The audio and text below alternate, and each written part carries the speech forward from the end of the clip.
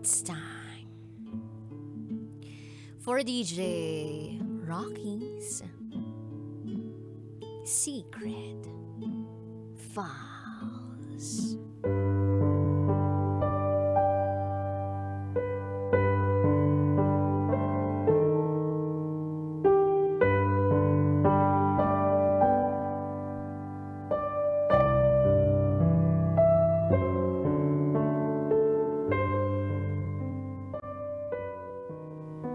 Nakabuntis ako bago maging pare.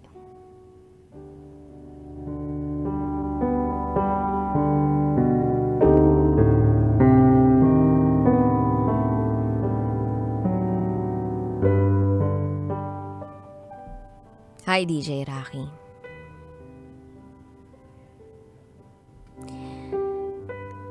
Ako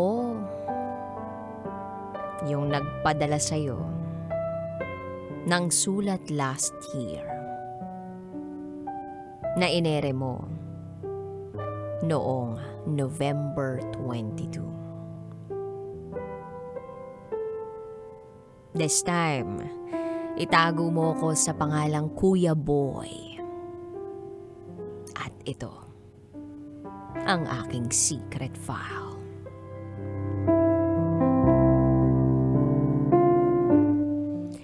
3 taon pagkatapos kong maging isang ganap na pari, nagkita kami uli ni Jessa. Sa pagkakataong yun, ay nalaman kong nagbunga pala ang isang beses naming pagtatalik. Dumaan ako sa malalim at matinding pagninilay. Kung susundin ang batas ng simbahan, hindi ko na kailangang magdalawang isip kung ano ang gagawin ko. Isa lang naman, bitawan ang pagiging pari at mabuhay bilang isang miyembro ng simbahan at maging tatay sa anak ko. Ngunit tao lang din naman ako. Marami akong inisip. Kagaya ng, wala namang makakaalam, hayaan mo na. Nangako naman si Jessa na hindi niya ipapaalam kahit kanino. Pero sa kabilang banda, naisip ko rin na maitago ko man ang lahat. Lalabas at lalabas ang katotohanan. Maitago ko man sa mata ng tao, pero sa mata ng Diyos, hindi.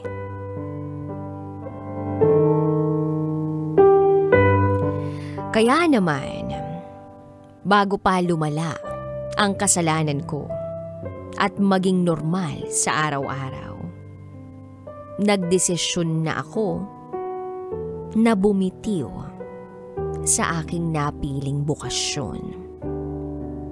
3 buwan pagkatapos kong malaman ang tungkol sa anak ko. Hindi naging mahirap ang pagpapaalam ko dahil marami ang nakaintindi. Pero hindi ko itatanggi na marami ang naiinis at nagalit.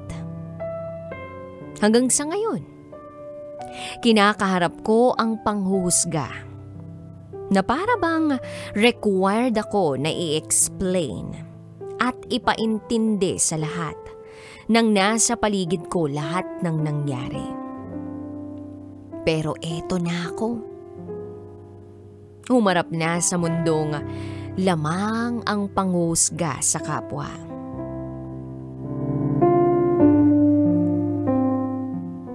Isang buwan matapos kong talikuran ng pagiging pari, nanatili muna ako sa bahay namin sa probinsya. Doon, ang dami ko na namang naisip. Paano ako nito? Paano ako mag-uumpisa? Paano ko bubuhayin ang anak ko? Pero bandang huli, isa lang ang nasambit ko.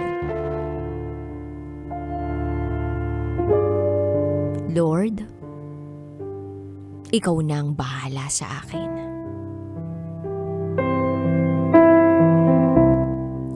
Sa kabila ng lahat ng nangyari, hindi pa rin ako pinabayaan ng Panginoon.